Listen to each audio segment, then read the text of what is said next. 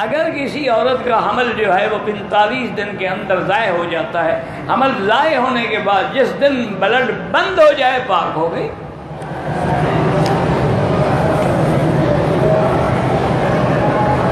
ایک مسلمان دوسرے مسلمان کو کافر کہ غلط کہے گا تو خود بدلہ اٹھے گا، صحیح کہے گا تو صحیح۔ بس ابو جہل کافر تھا تو کافر تھا نا، لیکن ایک مسلمان جو کافر نہیں ہے تو وہ کفر کا فتویٰ تیرے اوپر لوٹے گا۔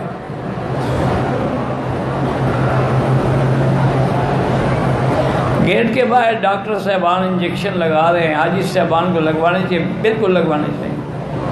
وضو نہیں ٹوٹتا ہے، اگر خون بہہ جائے پھر ٹوٹے گا نا۔ یہ آج کل چونکہ وائرس پھیلا ہوا ہے تو حکومت نے اہتمام کیا کہ ہر آدمی کو لگاؤ۔ تہجد کی رکعتیں 8 ہیں، ویسے تمہاری ہمت ہے 2 پڑھو 4 پڑھو، حضور 8 پڑھتے تھے۔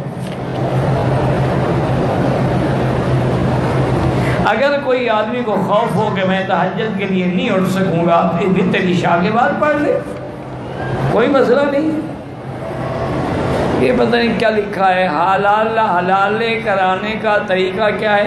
کوئی طریقہ نہیں ہے جناب۔ آپ نے 3 طلاقیں دی، اب اس عورت کو چاہیے دوسری شادی کرے۔ اب یہاں شادی کرے، اس کی مرضی ہے وہ چھوڑے نہ چھوڑے۔ یہ کرائے والا حلال حرام ہے، اس پر حضور نے لعنت بھیجی ہے کہ لعن اللہ المحلل والمحلل له۔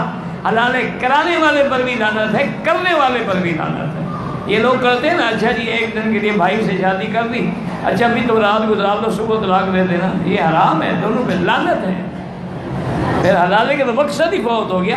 اللہ یہ چاہتے ہیں کہ وہ عورت اس ظالم کے بعد دوبارہ نہ جائے جس نے اس کو 3 گولیاں کٹی ماری ہیں۔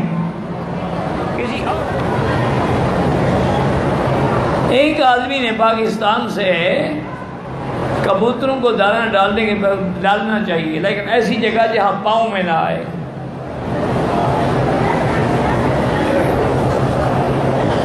کہتے جی کہ آج رات جو گزری ہے، غار حرا پہ جا کے کچھ لوگوں نے قادری صاحب کے چہنے والے میلاد کے، اللہ ان کو ہدایت دے، میلاد بدعت ہے۔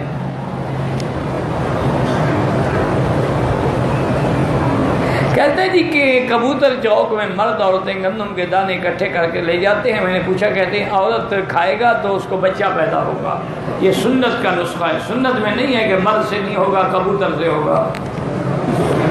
تو پھر کبوتر کے دانے کیا، کبوتر لے جاؤ۔ اب اس کا کوئی حل ہے؟ وہ دانے بھی یہ خود لاتے ہیں، نیچے بھی خود ڈالتے ہیں، لیکن چنیں گے یہاں سے۔